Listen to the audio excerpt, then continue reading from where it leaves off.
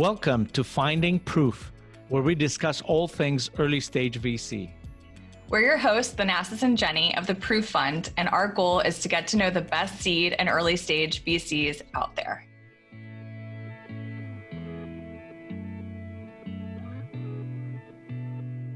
In this episode, we're speaking with Blair Garrou, who is a co-founder and managing director at Mercury Fund, an early-stage venture capital fund based out of Houston, Texas, that focuses on tech investments in the U.S. Midcontinent. Blair, thanks for joining us today. I'm really excited to reconnect with you after about 15 years of when we first met and just hear more about your fund. So in that vein, can you tell us a little bit about the Mercury Fund and what that's all about? Yeah, you bet, Thanasis. So we've been around since 2005, and I think like a lot of funds, we've kind of changed with the times. But the core thesis that we had at Mercury was the middle American entrepreneur, right? Always the middle American entrepreneur was overlooked over the last 20 years. And so we looked at them as really being the underrepresented. And so our funds have always been about providing capital and best practice services to these entrepreneurs and trying to level the playing field with the haves, and in this case being the West Coast and the East Coast. Over time, we've gotten very specific about what we do. So we're an early stage VC. We invest after product market fit, and we lead seed extension rounds and Series A rounds. And then we've also taken a twist on the venture studio model, and we've launched 3 consulting firms that help our entrepreneurs build out their businesses and really improve their operational inefficiencies. If we look at the middle of the country and what entrepreneurs need, in some cases it's different than the coasts, because in the coast you're surrounded by people who've learned from trial and error. And in the middle of the country, outside of places like Chicago and Austin and Boulder, that's really not the case. So we've taken a page from the private equity playbook of like a Vista or other people, and we have a number of playbooks about how to take a company from $1 million run rate, slow them down a bit. We always say go slow to grow fast. Improve a number of aspects about their business, product engineering, you name it. And then once they're done, it takes about 6 to 9 months. We just let them go and they end up growing really, really quickly. And it's been really, really fun to watch that model here at Mercury emerge over the last 10 to 15 years. And what was the impetus of focusing on the Midcontinent entrepreneur? Yeah, really it was when Austin Ventures, which for years was the dominant venture force in Austin and Texas, back in 2004, they famously said, venture is dead. Mm-hmm. We're following the puck, and we're going to go focus more on later stage and private equity. And so they built a model that was multi-stage, but focused on Texas. And one of the things that we learned, back, Thanasis, when you and I were both in the DFJ network, because we started life as DFJ Mercury, I remember learning from people like John Fisher and Tim Draper that venture isn't a regional sport. Right? You can't do the best local deal. You've got to do the best global deal. So we looked at what Austin Ventures was doing and were puzzled. And so myself and my other founding partner, Dan Watkins, who built out the commercialization center at Rice University, we put a seed fund in place, partnered with DFJ at the time called DFJ Mercury, to basically fill the gap for seed and early stage capital that Austin Ventures left behind. And then Jennifer, over time, we were being called in to talk at colleges and universities and early incubators before they became accelerators. And we went up to the Midwest and we go and speak at places like Northwestern and University of Chicago. And we were like, wait a minute, the opportunity in the Midwest is even better than Texas and the South. And so then we put a model in place, which was, hey, if we have a super regional model, then we can be thematic and we can do the best deals, not just in that geography, but that geography is large enough to have a multi-thematic fund and do the best deals anywhere. And we were really the first group to take on that strategy. And now you've seen others like, the rise of the Rest and Revolution and Drive and others lean in, because now it's just a lot more fruitful with entrepreneurs moving all over the place. The whole world is flat thesis. And so as that thesis has evolved, have you broadened the space, and what geographically, where do you usually look at? And then do you have specific funds for different geographies, or do you have one fund that invests in everything? Yeah, we kept our funds relatively small over time, Thanasis. And so our last 2 funds have been 100 million in size. So we do about 14 to 16 deals per fund. Because of the heavy lift that we do, We do less spray and pray, seed plus level, and more kind of focus on target entrepreneurs and helping them build out. Only one fund targeting basically the whole country. And where we've come from, as we used to talk about the middle of the country as the Midcontinent, right? That was the term we used it. But now we're looking for entrepreneurs post-COVID that want to leverage middle American resources. We think we're probably one of the best funds who can help an entrepreneur open an office in Tulsa, Oklahoma, or Houston, Texas. Like, how do you find talent in these niche secondary and tertiary venture markets across the US? With that talent is much cheaper and will stay with the company longer than, say, a place like Boston or San Francisco. So we've become really good at doing that. And then we've built up a huge network of talent and Fortune 500 companies in the middle of the country that we can set customer relationships up and other things. And there's a lot of talk of that, and a lot of companies have begun to move out of the valley, right? COVID was a great excuse to do that and move into places like Austin. Are you seeing that? So that thesis, are you seeing it play out very actively? Is there an example you can give us maybe to highlight the point? Yeah, so we've never historically had inbound entrepreneurial emails or calls or LinkedIn's or Twitter, direct messages from San Francisco or Silicon Valley based entrepreneurs. We had a lot in the Northeast just because of relationships, say like with your team or others. But with San Francisco, there was never a reason to reach out to a fund in Houston. We now get at least 10 to a dozen reach outs a week from both venture capital firms in the Valley in San Francisco, as well as entrepreneurs who are saying, hey, I'm in San Francisco with my family, but I'm not even thinking of starting a company here. It's too competitive. It's too expensive. I got to pay 75, 80K for an executive assistant. I've got to figure out where I can put this. And we heard that you guys have this data science team, which is one of our value adds, but also you guys know how to build countries in the middle of the country. Where would you suggest we go? And so we've been in these really cool conversations ever since March, and those conversations have intensified. So we've started making investments in companies that have more employees in the middle, but they actually have started in places like the coasts, where the inverse was true, right? Thanasis, when we first met and we were getting Mercury going, we would have our companies open an office in San Francisco to balance the talent and funding risk. The markets and the news are overstating how much of this transition is happening. If you read blogs, you would think it's 20% of people are leaving in the tech industry. No. We think it's probably closer to 3 to 4%. But if you get the right people in the right markets, that can really transform a town like Miami, like Houston, like Charlotte, like Nashville, these real up and coming cities we're seeing. I mean, it just takes a half dozen people to change the game. And can you explain a little more about this venture studio model? And so what are the areas where you help the companies, and how does that work practically? It's a little bit different than usually what I hear about kind of studio model is you cook up a new idea, business, and bring in outsiders to help staff it. So talk to us a little bit about how you came up with that and what specifically you do for entrepreneurs. Yeah, my partner Dan and I, we had studied the Bill Gross Idea Lab model, which was like the original venture studio way back when. And because we had such a large swath of geography we were covering, we said, you know what, that probably doesn't work, right? We can't do everything in Houston. It's impractical. And so one of the things that we found about 6 years ago that was the number one problem in our companies was data scientists. They were inexpensive. Our entrepreneurs didn't know how to talk with them. They didn't know how to hire them. And so my partner, Dan, got frustrated. And he said, you know what? We have got basically Baylor, which has all these resources, right, where the genome was first sequenced. Let's go find a lot of these physics PhDs and neuroscientists and see if we can hire some of them part-time to help with some data science work. So we brought in a few people as contractors. And before we knew it, we had 6 people in our office. And Dan said, hey, you know what? I'm going to partner up with some of them, launch an initiative called Mercury Data Science, and then we'll fractionalize them out to our companies.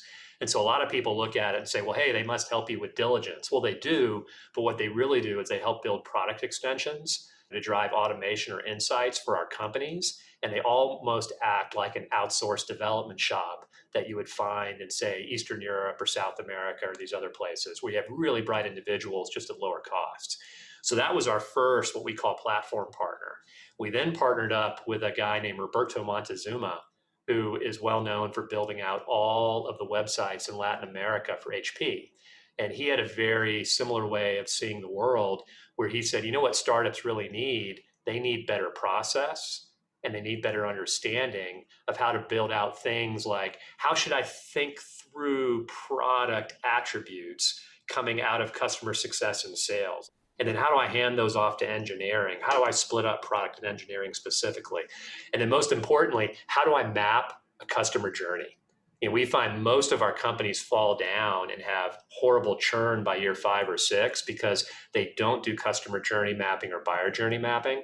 So this group that we helped launch called Fractal River, we bring them in early. Once a company hits product market fit, we think that's the right time to go map your customer journey, make sure you've got the separation of church and state between product and engineering, put those processes in right so they're not broken down the road.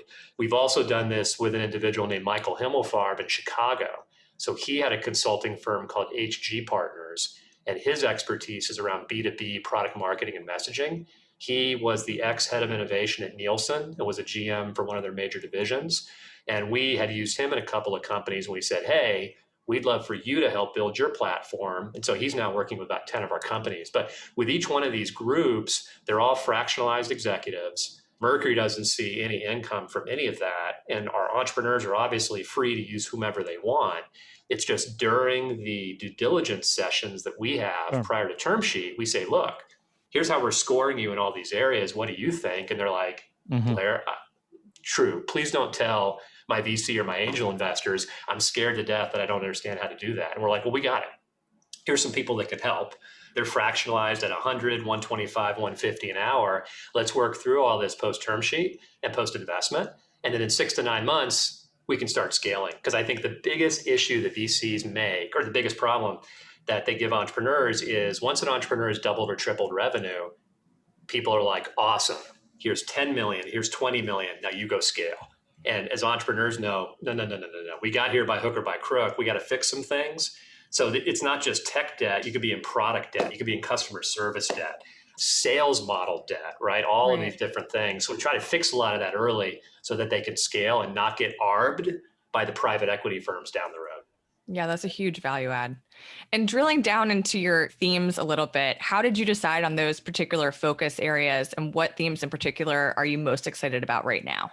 Yeah, no, thanks, Jennifer. And we're in the process of rebranding and doing a whole new face to our website. So some of the themes on our website are more historical, but our themes, we probably change in and out every 1 to 2 years. And so our themes prior to COVID haven't necessarily stayed and held post-COVID. I think the theme that we've been working on the longest is a theme called Next Gen Enterprise. And that's a theme that my partner Aziz Galani focuses on.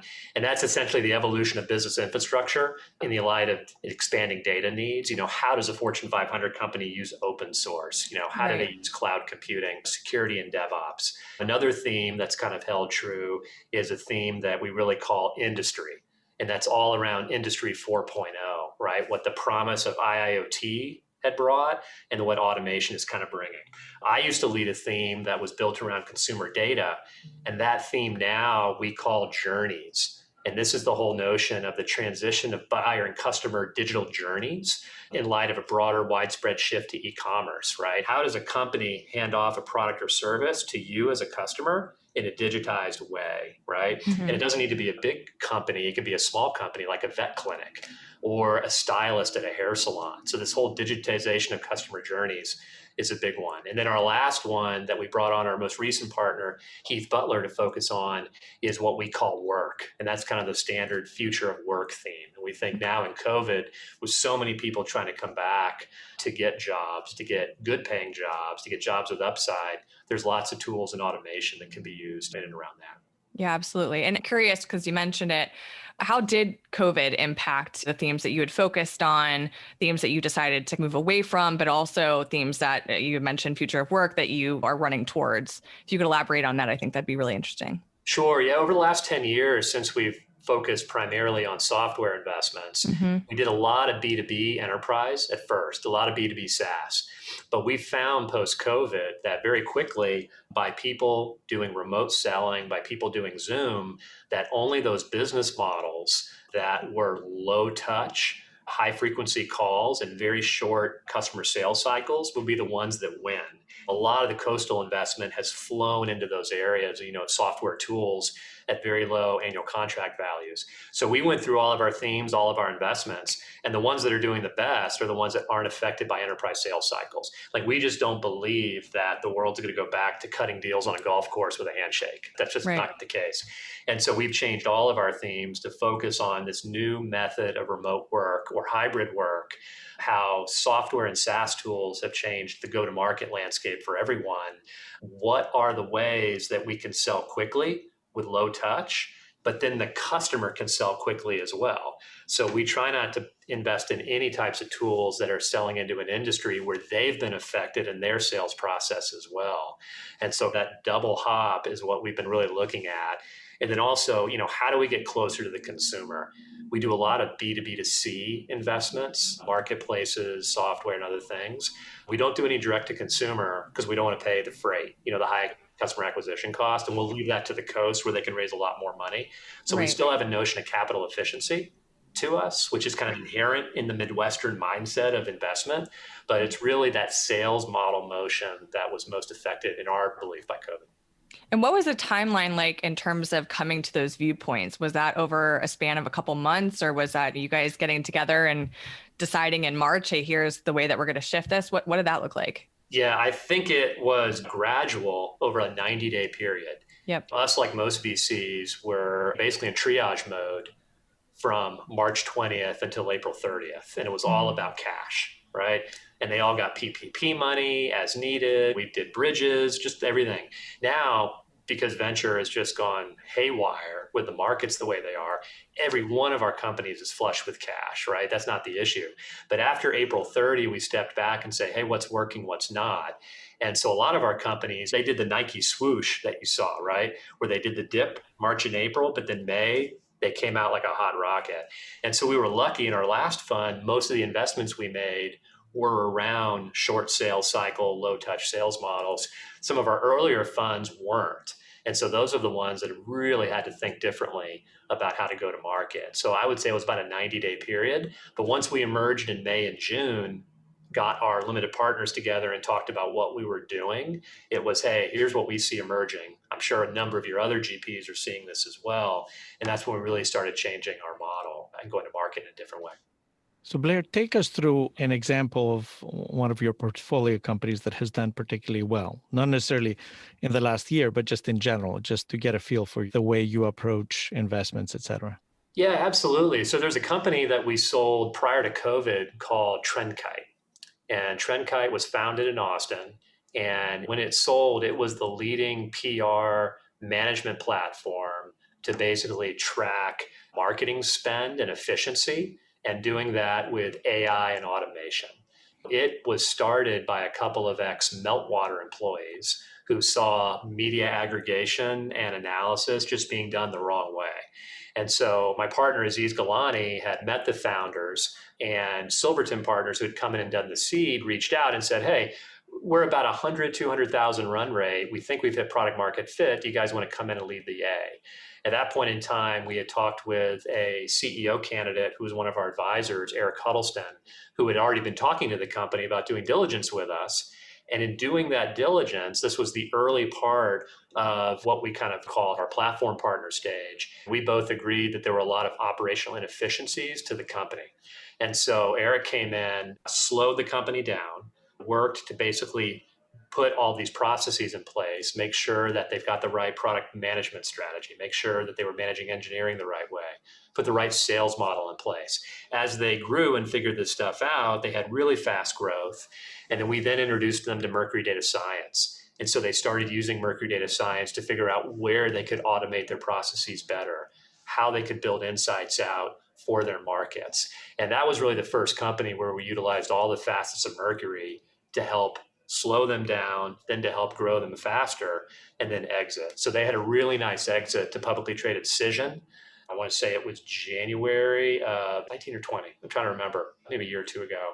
But it was great. I mean, it sold for about 12 to 14 times revenue run rate. And a lot of it we use as a case study for all the other investments we made afterwards, saying, look, if you do this and slow down, here's how you move forward. Another example is a company called Benson Hill. Benson Hill is in St. Louis, and they're one of the premier platforms for ag tech. And what they do is they can predict crop trait and yield using computational methods and data science. And we worked with them on doing many similar things, as well as utilizing our Mercury Data Science back office, not to be their data science team, but to supplement the data scientists that they had.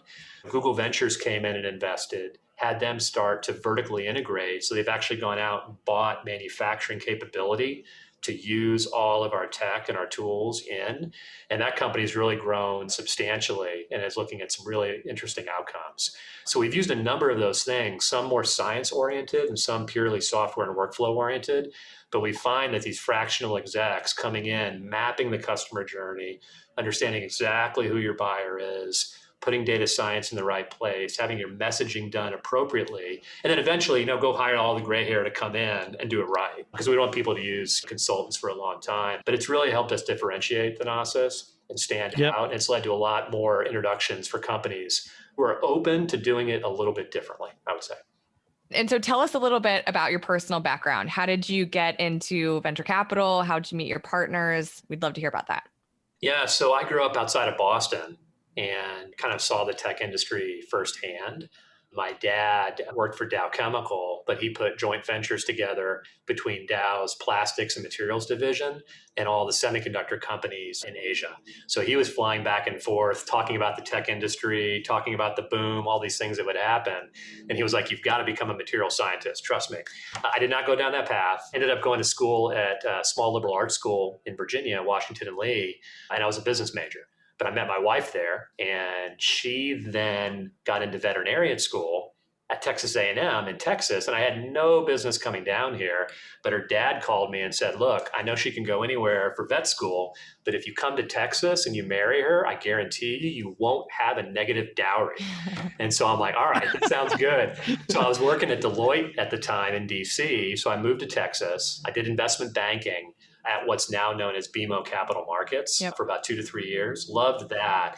But what was happening all around me was the tech boom, the dot-com. I remember AOL up in DC and a lot of my friends going to work there kind of in the 95, 97 timeframe. So here in Houston, I left my investment banking job and I joined the start of a nonprofit incubator called the Houston Technology Center. Very clinical sounding, but it was the largest incubator of its kind in Texas. And going there, I just immersed myself around people like the founder of Compaq, Rod Canyon, and the Seven Rosen partners and the Austin Ventures partners. And I worked there for about 2 years, built a lot of partnerships around Houston. But in doing that, I said, you know what, I need to go back and get my MBA because I really want to be in venture capital. I want to be on the other side. And in doing that, a couple of individuals in Houston, which were kind of in the old guard, old money, put a venture capital firm together, hired me as an associate. And I kind of got to learn from them. A lot of them had done private equity, but they said, you know what, venture's where it's at. Let's do a Houston-based fund in venture.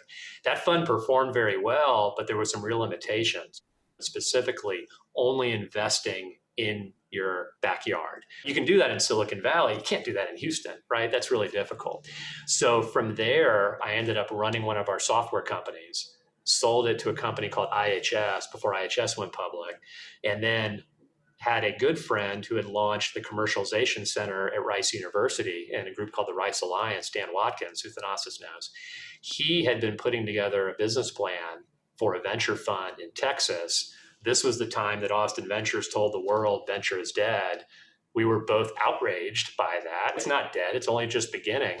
And so that's when Steve Jurvetson and Tim Draper had reached out to Dan and said, hey, we've got a different way of doing this. We think venture is all about networks. We think you guys could use a brand. We'd love to stand up a fund in Texas. What do you think?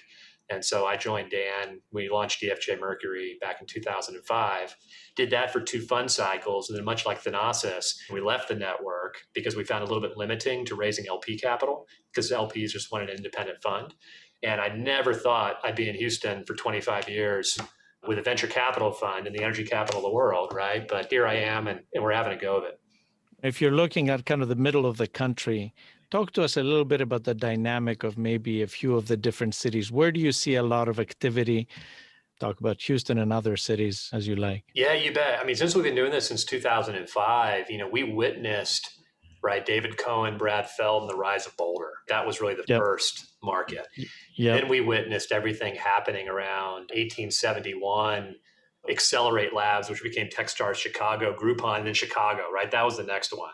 And then it was really Austin, right? Austin's always had a presence, but man, Yep. post-COVID, like it can't even sustain its own weight. And I think it'll be really interesting to see what happens there. The other markets that we've really found interesting in the pure middle of the country have been little pockets, like places like Cincinnati, Indianapolis, places that have really strong Fortune 500 bases, where they may not have the technical talent, but they have the business talent to grow companies that have real understandings of consumers. We like those markets a lot, but we like the emerging markets in the Southeast probably the most right now. Places like Nashville. Oh my gosh, that is the next Austin. Young people are flocking to Nashville outside the tech industry, right? Miami. Oh man, if you think about just the Hispanic population there. A lot of VCs are moving there too. Oh, VCs are moving there. It's great. I mean, we've already done deals that have offices in places like Orlando and Fort Lauderdale. But that whole Coral Gables area, Miami, lots of talent. Charlotte, like everyone talks about Raleigh-Durham, but if you think about Charlotte and Greenville-Spartanburg, Greenville-Spartanburg is where the BMW plant kind of famously landed in the mid-'80s. Because of that, there's a lot of industry there, a lot of smart parents. They produce smart kids, a lot of innovation happening kind of in that corridor. And we think that's lightly touched. And then, we go far north is about DC.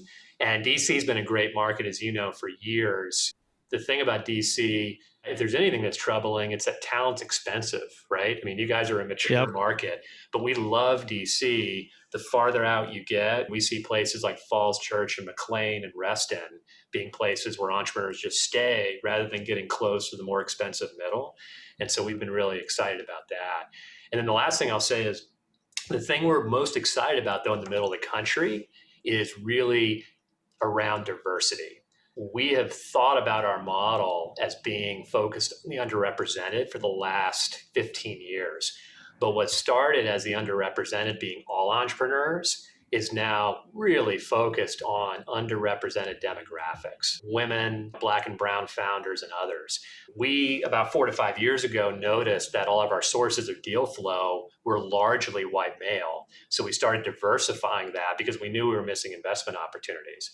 And ever since we did that, we're probably 20 to 30% investments in women and other underrepresented founders. And the opportunities we're seeing are awesome.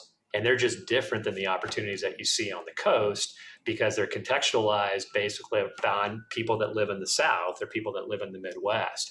And so we really think, and we're always telling VCs this, we're like, man, dig deep when you're going into places like Oklahoma City and Kansas City and Chicago, because a lot of the surface level deals that are there that people would see in any market are great. But if you dive just a little bit deeper and put in the time, you're going to find just some remarkable companies. And I think that's going to be the next frontier because a lot of these cities have tried to rebuild Silicon Valley. But if you rebuild Silicon Valley, you're not inclusive. And inclusivity's sake is not only the right thing to do, it's a smart business decision. And so I think a lot of these cities, much like Houston, are thinking about that. And if they build with an inclusive mindset, I think you're going to see amazing investment opportunities. So we don't think of it as a social impact cause. We think of it as everyone's going to do that. Right. We see the middle of the country being a real attractant for that. Yeah. And so now we're going to switch over to our 4 standard question segment. And this is just something we do with all of our guests in an attempt to get to know you better. And we're really looking forward to hearing your answers. So the first question is our MVCA question. The National Venture Capital Association advocates for public policy that supports the venture community and the American entrepreneurial ecosystem. If there is one thing that you would change about the VC industry or one policy that you would advocate for, what would it be? I'm going to answer it a little bit different than how you asked it. I believe the NVCA and others could provide better standardized education for new onboarding of congressional members.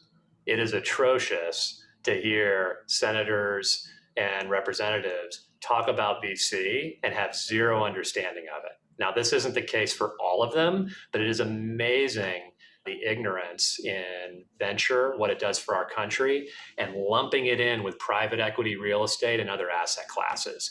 It is so frustrating. It drives so much anti-policy around the key growth driver in the US. This was true prior to COVID, and all the stats show it. It is definitely true after COVID.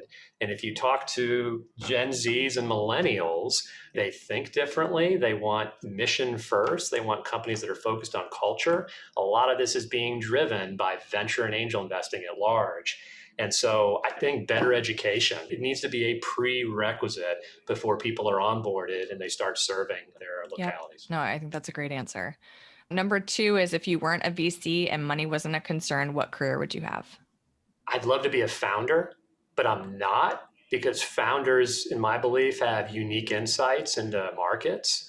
Having that initial idea and launching it and taking all that risk, I'm just in awe every day. And I love my job. So I'm in the job that best fits my personality and my risk tolerance and what I'm good at. But I think I'm much better as a mentor and advisor than I am a founder, CEO, leader. But that's what I do if I was built differently. And number 3 is, who's someone that you look up to and why? Yeah, I would say Mark Andreessen.